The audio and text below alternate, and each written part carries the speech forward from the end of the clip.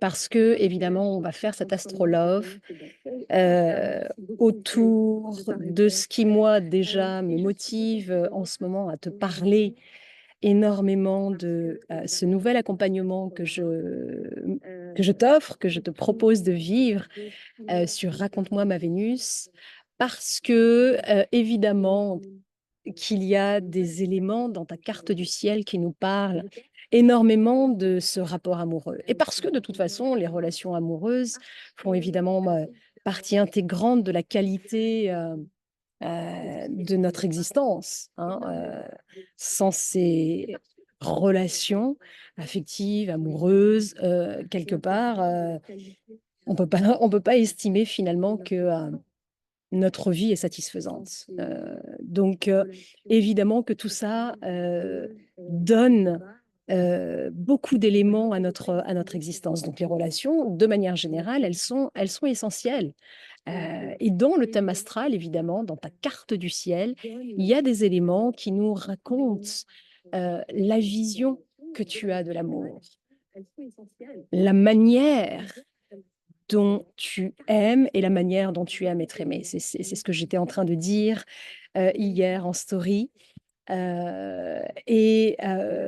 Cet élément-là, c'est un élément que l'on retrouve dans la Lune. Alors, c'est vrai que cette idée, en fait, de faire Raconte-moi ma Vénus, elle m'est venue surtout euh, en traversant le signe du cancer, donc pour celles qui ont fait partie justement d'Astrolabo, qui ont vécu Astrolabo au moment du signe du cancer, et tout ce que nous avons effeuillé autour de la Lune, et de ce qu'elle nous donne à voir et à entendre finalement de celle que nous sommes dans notre rapport amoureux, elles comprendront évidemment de quoi je parle.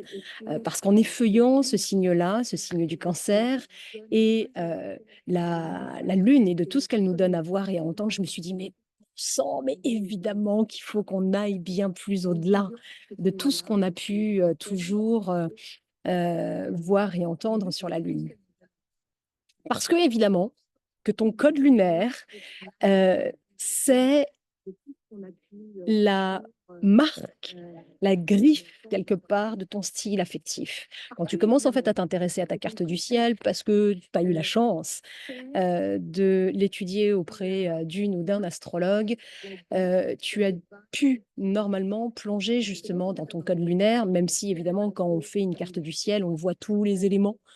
Et donc, on n'a pas forcément le temps nécessaire pour plonger en profondeur dans ce code lunaire, mais normalement, tu as pu avoir une idée de ton style affectif. Parce que ta lune, évidemment, et la lune dans un thème astral, elle nous parle en fait de ce rapport que tu as pu avoir avec ces premiers moments où tu as pu connecter à cette notion d'amour, au travers évidemment du lien affectif qu'a pu représenter ta mère ou le parent ou l'adulte, en tout cas qui représentait justement ce contact avec l'amour. Donc cette lune dans ta carte du ciel, dans ton thème natal, elle a codifié quelque part toutes les fonctions psychologiques les plus complexes de ce qui est aujourd'hui finalement ton code lunaire. Alors pour revenir un petit peu en amont, la Lune en astrologie, c'est cette espèce de boîte noire qui fait qu'à un moment donné, quand tu es enfant, au travers évidemment des soins que tu reçois de ta mère, tu as enregistré, tu as codifié, tu as catalogué, tu as associé ces preuves reçues par la mère comme étant quelque part ta marque de fabrique. euh, Au travers évidemment de ces soins que tu as pu recevoir. Euh, la Lune Je suis désolée, ça me gêne. En fait, j'ai comme un espèce, je te parle et en même temps, j'ai cette espèce de latence avec. Je vais couper en fait le son qui provient de mon ordinateur et tu me diras si ça gêne justement ce que tu entends. Comme ça, parce que j'ai l'impression en fait d'avoir un écho, c'est-à-dire que je me parle et en même temps, j'entends ce qui se dit derrière. Donc, je coupe le son de l'ordi et tu me dis si tu continues quand même à m'entendre. Est-ce que en coupant le son, est-ce que tu m'entends encore?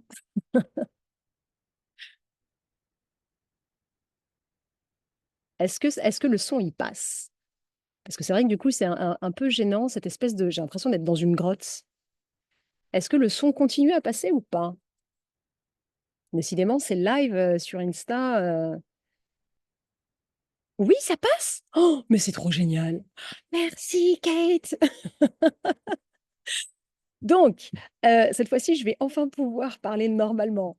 Ce qui est super important, en fait, c'est que tu puisses comprendre que, tout ce que toi, tu considères aujourd'hui comme étant normal sur la manière dont tu aimes et la manière dont tu aimes être aimé. Ce code-là, ce code amoureux-là, provient en plus grande partie de ce que toi, évidemment, enfant, tu as pu enregistrer des rapports que tu as pu avoir avec ta mère. Parce que la première, on va dire, connexion amoureuse, évidemment, c'est celle que l'on a eue avec notre mère. Quand je parle de la mère, c'est pas celle qui a été réellement pour toi, c'est l'image mère. C'est cette espèce d'énergie qui a été là dès le départ pour te prodiguer de l'amour, pour te prodiguer des soins, pour te prodiguer de l'attention, pour te prodiguer quelque part des preuves de ton existence.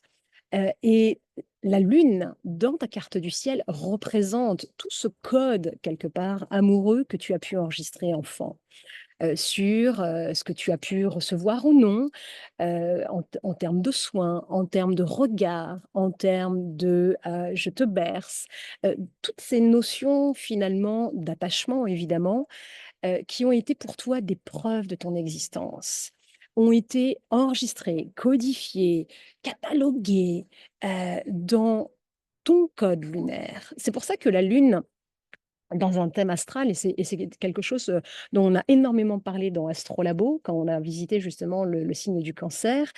Ta lune, la lune qu'il y a dans ta carte du ciel est un élément tellement important qu'il peut à lui seul geler tout le potentiel de ta carte du ciel.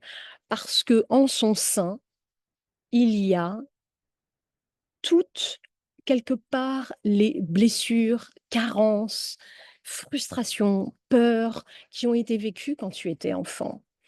Heu, Parce que, très honnêtement, de toi à moi, rares sont les personnes qui ont eu, une enfance, heu, au top, hein, sans frustration, sans peur de quoi que ce soit.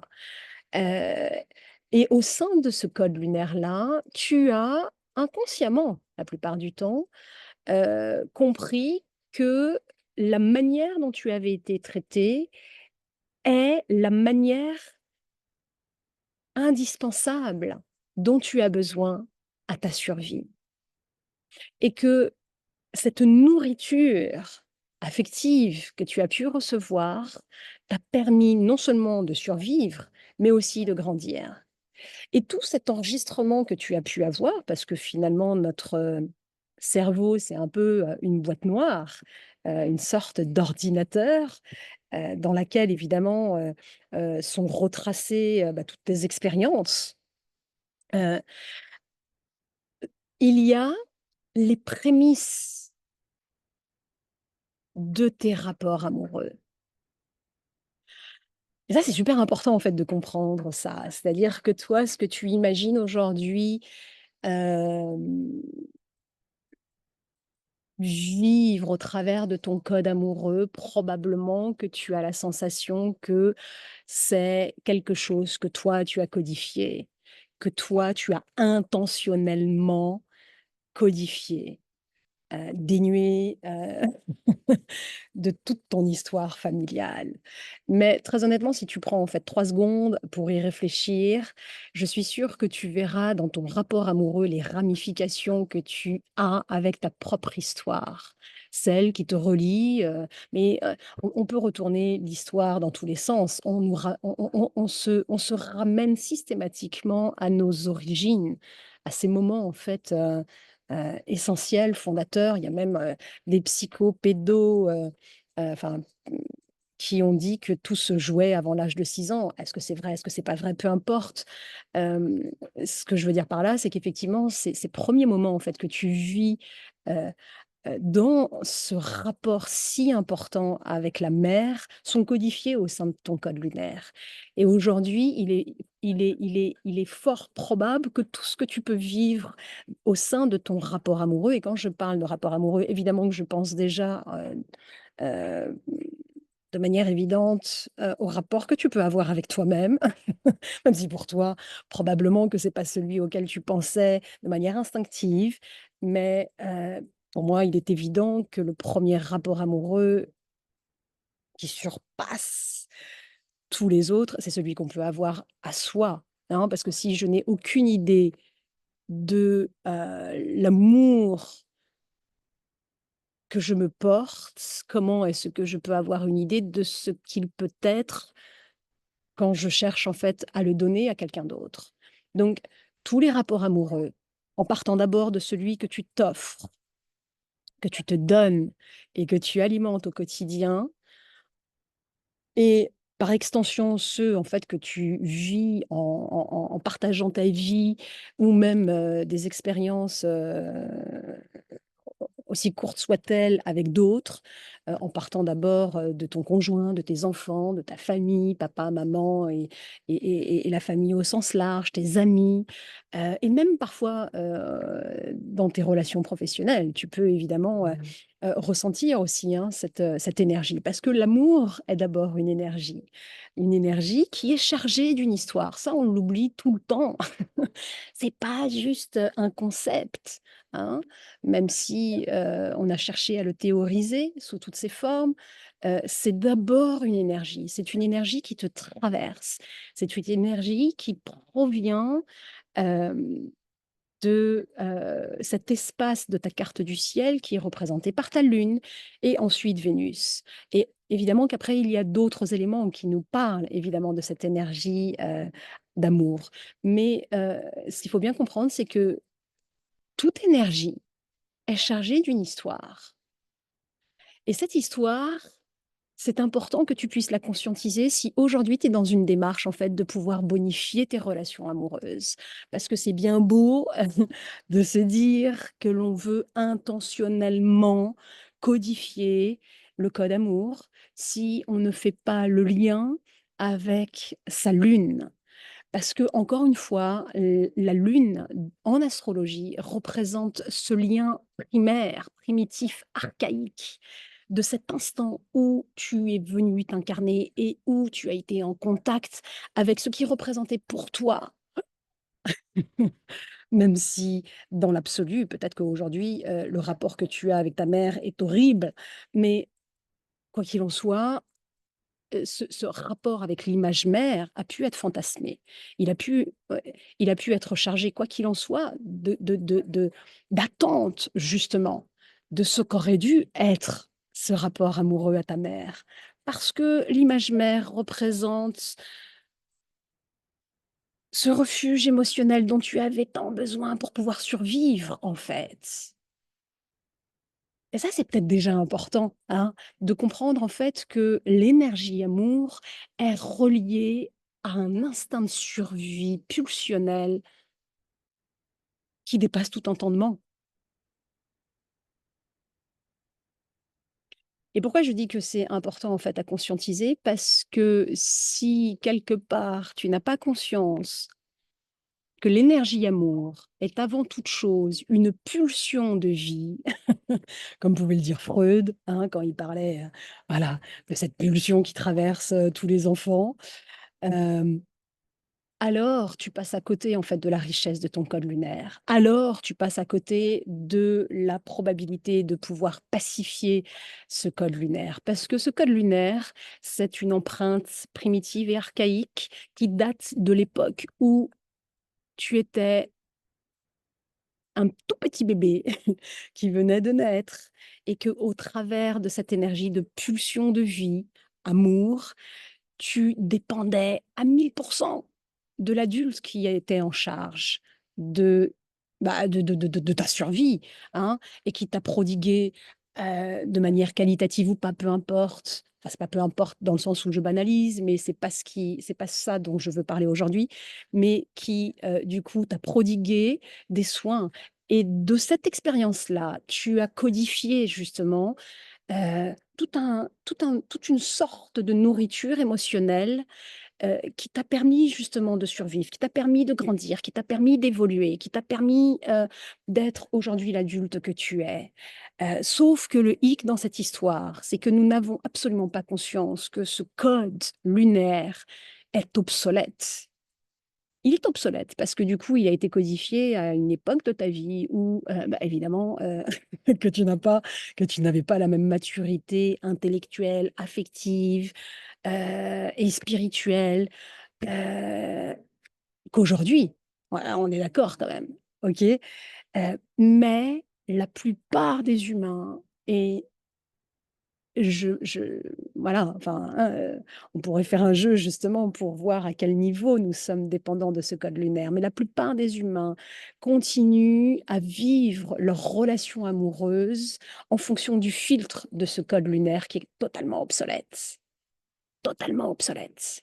Parce que cet enfant lunaire continue à vivre au travers de nous, surtout si, on n'a pas justement conscience, qu'il s'exprime, lorsque l'on crie: «Aime-moi, aime-moi, j'ai tellement besoin que tu m'aimes, parce que à travers toutes les preuves de ton amour, je me sens exister». Ça, c'était valable quand on était bébé et c'est des choses que tu as pu lire, si évidemment tu t'intéresses à ton propre, épanouissement et que tu as pu faire, je sais pas, des psychothérapies ou que tu as pu lire des livres de dev perso. Évidemment que c'est des choses que tu as dû déjà entendre, qui sont codifiées au sein de la Lune, hein. Parce que évidemment que l'astrologie n'est pas juste, l'horoscope, de ton magazine, mais que c'est une trame cosmique qui te permet de mieux te comprendre, pour mieux évoluer. Et donc, ce code lunaire-là, c'est pour toi une chance extraordinaire de pouvoir t'émanciper d'une nourriture émotionnelle qui t'était prodiguée par l'extérieur pour qu'aujourd'hui tu comprennes que, évidemment, l'adulte que tu es devrait se saturnifier. Et c'est le rôle évidemment de Saturne que nous avons dans notre carte du ciel, de nous rendre responsables, autonomes, indépendants. Uranus aussi, évidemment, dans sa charge, électrique, nous permet justement d'aller vers cette autonomie-là. Mais c'est important en fait de comprendre ça. C'est important que tu puisses aujourd'hui, à ton niveau, voir à quel moment tu, te sens démuni, fragile dans ton rapport amoureux. Parce que normalement, cette énergie amour, qui est donc une pulsion de vie, ne dépend en aucun cas de la nourriture extérieure que tu peux recevoir. Aujourd'hui, elle ne dépend en aucun cas. Et ce que je veux dire par là, c'est que aujourd'hui, l'adulte que tu es, qui s'est saturnifié, normalement, a compris évidemment que cette nourriture émotionnelle, qui a besoin d'être satisfaite, évidemment, hein, parce que, la lune, mais au même titre finalement que toutes les autres planètes, hein, qui nous parlent de toi, ton thème astral n'est pas un truc figé, hein, un truc à ad vitam aeternam qui ne bouge pas. Évidemment qu'une carte du ciel, c'est dynamique, ça change, ça évolue, c'est ça ça vit, ça bouge en fonction en fait de tes expériences, de tes compréhensions, de tout ce que tu peux vivre au quotidien qui font que, bah oui, ces codes-là évoluent. Et donc cette lune, grâce à toi, grâce à la conscience que tu peux lui offrir, grâce au temps que tu peux lui offrir et grâce à l'attention que tu peux lui offrir, évidemment que cette lune, elle va grandir, elle va évoluer, elle va changer et qu'elle va passer quelque part d'un stade, mais comme toi, d'un stade bébé lune à une lune ah, apaisée et que c'est pour toi la seule façon que tu as, en t'occupant donc de ses besoins, de te dire ah, je vais enfin pouvoir vivre des rapports amoureux dénués d'un code obsolète. Et j'espère que tout ce que je te dis fait sens pour toi, parce que quand tu commences à t'intéresser à ton code lunaire, tu commences en fait à y voir non seulement la trame évidemment de la manière dont tu as été aimé, selon évidemment ta perception que tu avais, hein, bébé, parce que évidemment que voilà, tout ça est très subjectif. Mais non seulement tu vois ça, mais en plus, tu entends finalement les besoins aussi de ta lune aujourd'hui. Et donc tu comprends que, puisque maintenant tu es une adulte, saturnifiée, tu comprends que évidemment tu vas pas attendre comme quand tu étais bébé, hein, des preuves d'amour pour remplir ses besoins lunaires, hein. Parce que la lune qui est maîtresse du signe du cancer, et c'est pas parce que tu pas ton soleil en cancer que tu n'es pas concerné, évidemment, j'espère que j'ai été claire là-dessus, hein. Nous sommes tous traversés par tous les signes du zodiaque, par toutes les planètes, et toutes les maisons. Avoir son soleil dans un signe, lui donne évidemment, un relief particulier, mais tu as quelque part dans ta carte du ciel le signe du cancer avec sa propre histoire, ses propres codes et ses propres besoins. Et les connaître, c'est une chance pour toi de non seulement t'adultifier, te saturnifier, mais surtout, surtout, surtout, nettoyer tes rapports amoureux de choses qui n'ont pas leur place au sein. Alors, on va parler de couple, celui que tu vis avec ton conjoint, mais je ne parle même pas de celui que tu vis avec toi-même et puis, par extension, de la famille. Bref, tu auras compris que, cette énergie amour, évidemment, tu la retrouves dans toutes tes relations, hein. On est OK. Mais on va partir du principe que on va parler, du rapport amoureux couple, puisque c'est celui qui est peut-être plus parlant pour tout le monde. Et donc c'est une chance pour toi si tu prends en charge, en fait, les besoins de ta lune en connaissant évidemment ce code lunaire. Parce que j'ai un code lunaire, tu as le tien et chacune de nous a son propre code lunaire. Mais si nous, on en a un, évidemment que ton conjoint en a un aussi. Et que prendre conscience que son code lunaire a ses propres besoins, sa propre temporalité, sa propre modalité, sa propre expérience et expression, qui repose essentiellement sur sa propre griffe et sa propre marque, heu, c'est l'occasion aussi de voir que ce qui s'exprime la plupart du temps au sein d'un couple, c'est des demandes à l'autre de prendre en charge son propre code lunaire. Est-ce que tu comprends ce que je dis? Est-ce que tu vois ce que je dis? Et là, je vais prendre le temps. Oh ben, j'avais pas vu vos coucou Caroline, coucou Kate, coucou Chloé, coucou Émilie. Hem, Kate, tu es partie. Est-ce que vous comprenez ce que je vous dis par rapport à tout ça?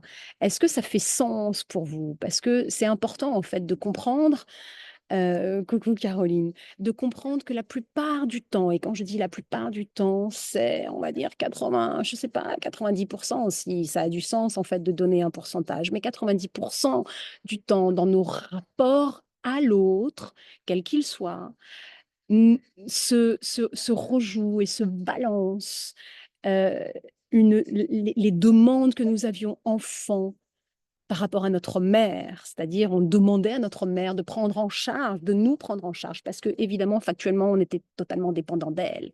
Et se rejoue à l'âge adulte les mêmes demandes que nous avons auprès de notre conjoint, compagnon, mari, je ne sais quoi, hein, OK? Est-ce que vous arrivez à percevoir que lorsque vous avez des demandes, des attentes, des frustrations, des peurs, hein, elles sont essentiellement en rapport avec ce code lunaire qui n'a pas été conscientisé, qui n'a pas été pacifié, qui n'a pas été pris en charge. Et ça, c'est super important, en fait, de comprendre ça. Parce que si aujourd'hui, tu es encore une fois dans ce désir de vouloir rendre tes relations amoureuses, waouh, comme une expérience inoubliable, tu dois d'abord prendre en charge ton code lunaire. Tu dois le connaître, tu dois l'approfondir, tu dois le traverser, tu dois l'embrasser pour le prendre en charge. Parce que si tu ne le fais pas, c'est comme quand tu as un bébé. Alors, je ne sais pas, est-ce que tu as été mère ou pas, mais en tout cas, tu peux imaginer ce que c'est qu'un bébé qui a faim ou qui a la couche sale et qui hurle, mais qui hurle parce qu'il a besoin évidemment que sa mère ou celui qui représente, celui qui prend soin de lui, s'occupe de lui, OK? Et c'est là où, tu vois, i tu beau faire ce que tu peux même en fait l'enfermer dans un je sais pas, dans une chambre en te disant: «Non mais là c'est pas possible, voilà, je dois terminer un truc, et je vais le mettre dans la chambre», mais tu peux rien faire en fait. Il hurle tellement, évidemment que tu laisses pas, mais tu c'est une image. Il hurle tellement que tu peux pas t'occuper d'autre chose. Là, c'est pareil. Ton code lunaire, si tu n'as pas conscientisé que le mode sur lequel tu fonctionnes aujourd'hui au travers de tes relations amoureuses provient du filtre de ce bébé lune qui est encore dans des attentes extérieures pour se sentir exister, pour se sentir aimé, pour se sentir reconnu, eh ben, tu peux rien faire parce que toutes tes relations, elles sont biaisées. Elles sont évidemment biaisées parce qu'elles proviennent en fait de ce filtre qui n'a pas été nettoyé et donc s'il n'a pas été nettoyé, tu peux même pas t'occuper du reste de ta carte du ciel. Pour parler ici que par exemple de Vénus, qui représente évidemment ces désirs de cette femme qui est probablement en sommeil aujourd'hui. Parce que ce passage entre le bébé lune et la femme Vénus doit être conscientisé. Il doit être accompagné en prenant justement en charge toutes les blessures d'enfance et je te dis pas de repartir dans des psychothérapies, et ça peut être évidemment un mode, hein, évidemment. Heu, Moi, c'est l'astrologie, qui m'a énormément aidée parce que c'est déjà un symbole qui me parle. Hein? Et que pour moi, ça a été une voie qui m'a permis d'aller assez rapidement dans les essentiels et les fondamentaux. Donc tout ça pour te dire que oui, aujourd'hui, si tu souhaites vraiment bonifier tes rapports et tes relations affectives et amoureuses, tu dois plonger dans ton code lunaire. Tu dois l'embrasser, le prendre en charge pour mieux comprendre en fait ses besoins et les satisfaire. C'est toi qui dois les satisfaire. Et une fois que ça, c'est fait, évidemment que tu peux alors là, youpla boum, hein, te dire: «Ah bah, ça y est, c'est bon, mon bébé arrête de hurler pour me demander quelque chose. Il est en train de, wouh, gazouiller et explorer la vie donc il me laisse cet espace pour pouvoir voir autre chose» et c'est là où j'arrive enfin à voir la Vénus qui est en moi et parce que j'arrive à voir la Vénus qui est en moi, j'arrive à me connecter à mes désirs. Et là s'ouvre une autre expression dans mon rapport amoureux. Là s'ouvrent d'autres expériences dans mon rapport amoureux. Et ces codes-là ne proviennent pas d'une activité mentale. elles proviennent d'une énergie que tu as reconnue, que tu as conscientisée et que tu arrives aujourd'hui à canaliser parce que tu as suffisamment de distance pour pouvoir te laisser traverser et savoir y répondre. Heu, voilà, ceci est un premier évidemment, astrolove parce que, pour moi, c'est des éléments qui sont fondamentaux pour évidemment mieux se connaître et mieux évoluer, parce que sans ces rapports, nous ne sommes rien, hein. Personne ici, vit au fond d'une grotte, seul. Je dis pas que c'est pas possible, mais, nous avons besoin de ces rapports et de ces relations, affectives et amoureuses, et elles sont conditionnées de, cette conscience que tu peux mettre par rapport à ces énergies qui te traversent et la manière dont tu peux y répondre. Et c'est tout le propos, en fait, de Raconte-moi ma Vénus. C'est, un accompagnement, qui va aller en profondeur justement dans ton code lunaire, dans ton code vénusien, où on va prendre le temps, en fait, hein, de d'effeuiller tous ces nœuds, qu'il y a, mais encore une fois, je ferai en fait des astrologues à chaque fois avec, du coup, des regards différents sur ta carte du ciel, sur la manière dont tu peux aussi l'appréhender. Tu peux aussi, à un moment donné, t'intéresser, seul quelque part, à ta carte du ciel et essayer, de voir comment est-ce que cette carte du ciel peut te parler. Et aujourd'hui, cette lune, ne serait-ce qu'avec, le peu de connaissances que tu peux avoir, astrologiques, peut déjà te parler. Si tu, t'intéresses, par exemple, au signe, dans lequel elle est, à la maison dans laquelle elle est. Est-ce qu'elle a des alliances, cette lune? Et quand je parle d'alliance, c'est est-ce qu'elle a des rapports avec d'autres planètes? Hein, les fameux aspects, qu'on peut avoir, et voir de quelle manière, tu peux aller, déjà te reconnecter à cette partie intérieure d'enfant lunaire qui vit en toi. De quelle manière tu y réponds? Sans avoir à attendre que ça soit justement l'autre, ce fameux partenaire sur lequel on projette des trucs de dingue, hein? Le fameux ouais, le bon qui me permettra enfin d'être heureuse. Mais ce job, c'est déjà quelque chose que tu dois entreprendre, hein, de toi à toi. Et peut-être, si en ce moment tu es célibataire, c'est peut-être l'occasion justement de préparer le terrain pour que le prochain, ça matche grave. Ou si tu es en ce moment en couple, c'est aussi du coup l'occasion pour que tu puisses, donner, une autre direction, à ta relation amoureuse. Donc, quelle que soit l'étape où tu en es dans ton rapport amoureux avec, cet autre, c'est toujours l'occasion de t'occuper de ton code lunaire. Parce que quoi qu'il en soit, ça sera toujours du plus, plus, plus pour toi. Hem, coucou, coucou, coucou Lynn, coucou Albertine, coucou. Alors, hem je vais regarder si vous avez eu des questions d'ailleurs, si vous en avez, n'hésitez pas. Hem, alors, Caroline, SVP, c'est une période difficile, puis-je en savoir plus? J'ai pas compris Caroline, ce que tu veux dire. Si tu es encore là, n'hésite pas, peut-être que je pourrais te donner plus d'éléments. Est-ce qu'il y a eu des questions? J'ai ligne qu'il faut mon heure de naissance pour connaître son code lunaire. Oui, pour de toute façon faire et établir ta carte du ciel, tu dois connaître, ton heure de naissance, hein. C'est ouais, c'est la base. Hem, tout ça me parle tellement, comment entamer ce travail? Ce travail se fait, alors tu peux évidemment le faire seul, hein, mais c'est quelque chose qui te demande évidemment beaucoup d'engagement, beaucoup de patience, beaucoup d'amour justement, et c'est un travail en fait que tu peux, commencer à amorcer en t'intéressant justement à ce code lunaire-là. Bon évidemment, je pars du principe que, lorsqu'on est dans une situation difficile, avoir une main tendue, c'est beaucoup plus simple.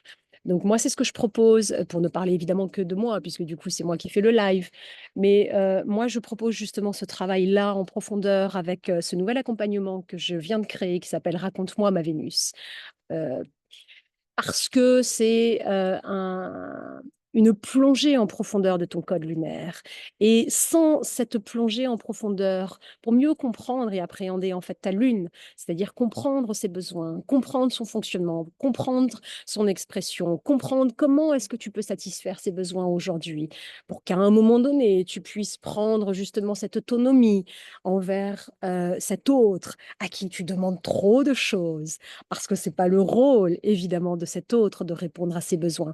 Et de voir, grâce à ça, de quelle manière, lorsque cet autre te parle, à quel moment lui aussi vient s'incruster dans votre rapport, son bébé lune. Parce que évidemment que quand on commence en fait à entamer ce processus-là, on n'est pas obligé de dire à l'autre, ben tu sais, là, il y a ton bébé lune qui commence à faire ci ou faire ça. On n'est pas obligé. Parce que finalement, en amorçant ce travail-là, notre énergie intérieure, elle change. Et ce que l'on donne à voir et à entendre à l'autre lui permet lui aussi finalement d'engager ce processus-là. Même si du coup, ça n'est pas fait dans la conscience, il y a quelque chose qui s'entame parce que ça lui permet de s'autoriser justement une autre manière de s'exposer, une autre manière de se vivre, une autre manière de s'exprimer. Et ça, c'est puissant dans un couple, parce que tout ce que tu vas entamer toi, évidemment que l'autre va, de manière intuitive, va être dirigé par le processus que toi-même tu as entamé. Et c'est ça qui est génial, c'est que c'est du waouh, du plus plus plus pour soi, mais du plus plus plus au sein du couple. Je ne sais pas si j'ai répondu à ta question. Caroline, si tu es encore là. Et en tout cas, quoi qu'il en soit, je ferai d'autres astrologues. Maintenant que j'ai compris comment je pouvais faire un live via mon ordinateur, c'est trop bien. Je suis trop contente. Et évidemment que pour toutes celles qui veulent avoir des renseignements sur ce nouvel accompagnement, Raconte-moi ma Vénus, n'hésitez pas, j'y répondrai avec un grand plaisir.